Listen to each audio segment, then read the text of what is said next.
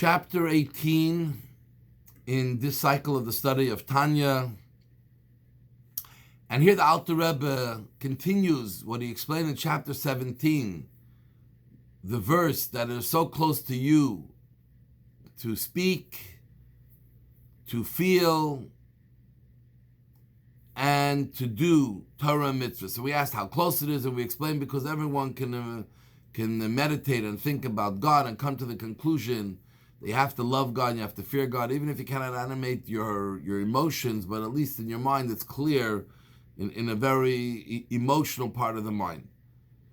But the Alter Rebbe asks, yet, still in all, how can the Torah say it's so close to you when this takes effort, this takes time, and not everybody is equally able to even meditate properly in this type of way?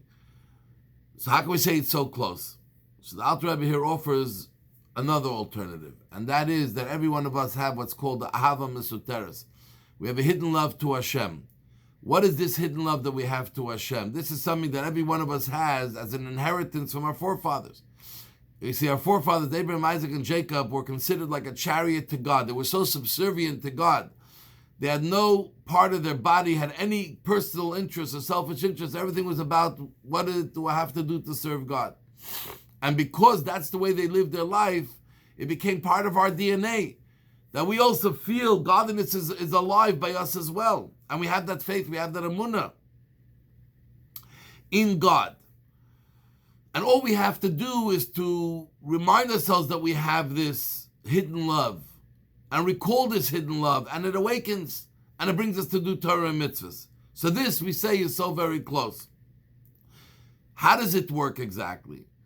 So in every one of our souls, what we got from the forefathers is that we have within ourselves the 10 attributes as they exist in the four worlds. So the 10 attributes of Atzilus, of the highest of the four spiritual worlds, which the world considers close to God, almost as extension of godliness. And then the other worlds are also part of godliness, more connected to God as a creator. So every soul, even the lowest soul, which may come from the lowest of the 10 attributes and the lowest of the four worlds, is still connected, as all the attributes are connected to each other. They're still connected to each other.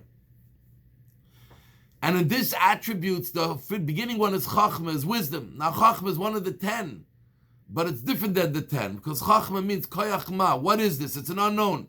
The beginning of intellect is where things fall into you, we don't know where the source is, which this is really the opening for allowing the infinite God to come into us, where we can't grasp where's the source, where did this wisdom come, where did this amunah, this faith come, as opposed to the second part of intellect, which is Bina, which is clear understanding and grasp.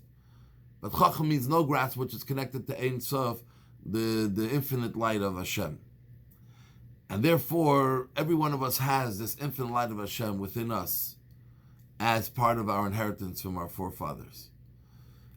And we recall and we awaken this up. And that's why people who even live their entire life not committed to Judaism, they know very little Judaism, they can't really think much about Judaism, they can't meditate and think, etc. But when they were pushed to deny God, to turn against God, worshipping idols, etc., they were ready to give up their lives and go through very difficult pain and torture.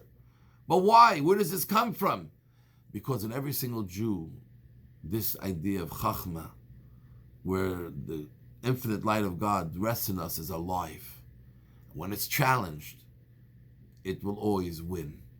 And therefore will cause people who are in a regular conscious level are not living committed to Judaism and God, but there their faith comes alive. And this is something we got from our forefathers, which is easy for us to awaken, to be able to serve God